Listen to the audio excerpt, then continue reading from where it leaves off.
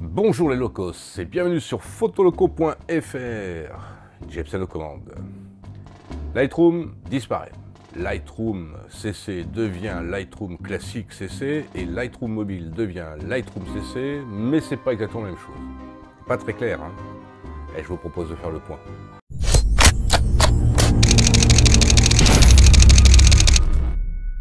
On le savait depuis pas mal de temps, ne serait-ce que parce qu'Adobe en avait parlé dans son projet Nimbus, mais surtout parce que depuis le début, il faut quand même admettre que l'appréhension de Lightroom reste complexe.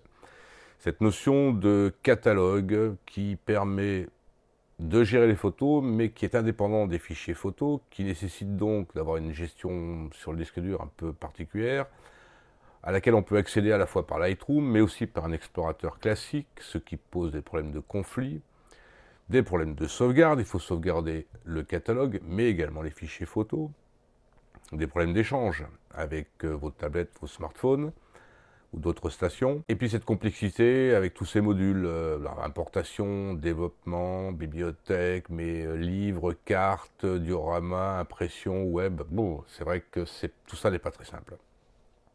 Du coup, Adobe modifie son offre commerciale. Alors, suivez-moi bien. On va commencer par le plus simple. Lightroom, version licence perpétuelle, ce qu'on appelait la version boîte, c'est fini. Il n'y aura pas de Lightroom 7. Et Lightroom 6 ne sera plus mise à jour. La dernière mise à jour, c'est celle de ce mois d'octobre 2017. Après, c'est fini. Lightroom CC, qui était donc la version de Lightroom par abonnement, mais qui était également donc associée à un accès au cloud. CC, c'est Creative Cloud. Cette version devient Lightroom Classic CC, avec au passage un certain nombre d'améliorations, en particulier sur les performances. Une meilleure gestion des cartes graphiques, une nouvelle gestion des aperçus avec plus de choix, et donc un affichage beaucoup plus rapide. Pareil, un affichage plus rapide du passage du module développement au module bibliothèque et vice-versa. Les filtres gradués et radial ont une nouvelle fonction de sélection automatique en fonction de la luminance ou de la couleur. Et puis, bien sûr, un nouveau moteur de développement qui passe en version 4. Lightroom mobile, qui était le pendant très simplifié de Lightroom pour les smartphones et tablettes. Alors lui devient Lightroom CC. Mais, d'abord, il est beaucoup plus performant, avec beaucoup plus de possibilités, et surtout, il devient multiplateforme, c'est-à-dire qu'on pourra l'installer sur les smartphones et tablettes comme avant, mais également avec une version web et surtout une version station de travail. Quelles sont ces nouvelles offres commerciales? La première, un abonnement simple à Lightroom CC, avec un espace de gestion dans le cloud de 1 Tera. Deuxième formule, celle que l'on connaissait en fait, qui est la formule Creative Cloud pour la photo, où cette fois-ci vous avez Lightroom CC, mais également donc Lightroom Classic CC et Photoshop. Par contre, on n'a que 20 Go d'espace sur le cloud.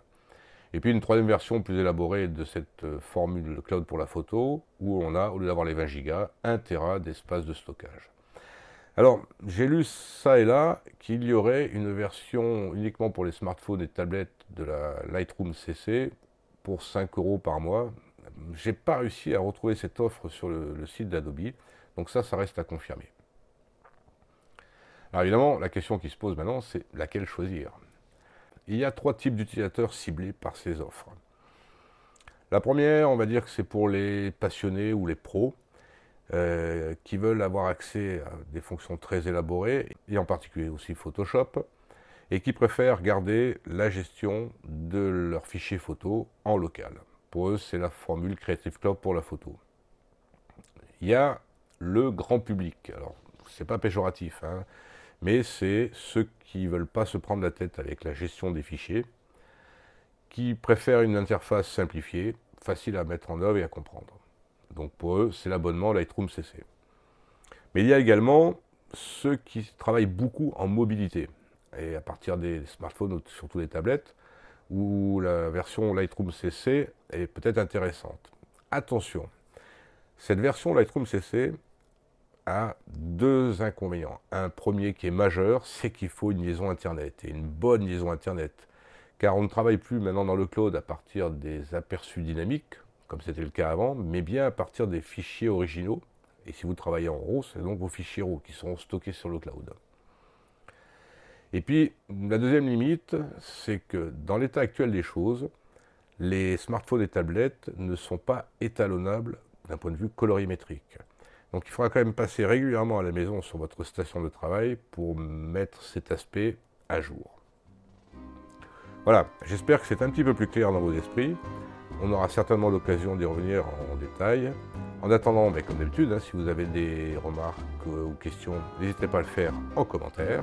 En attendant, je vous souhaite une bonne navigation sur photoloco.fr et puis je vous dis à une prochaine fois. Salut les locos.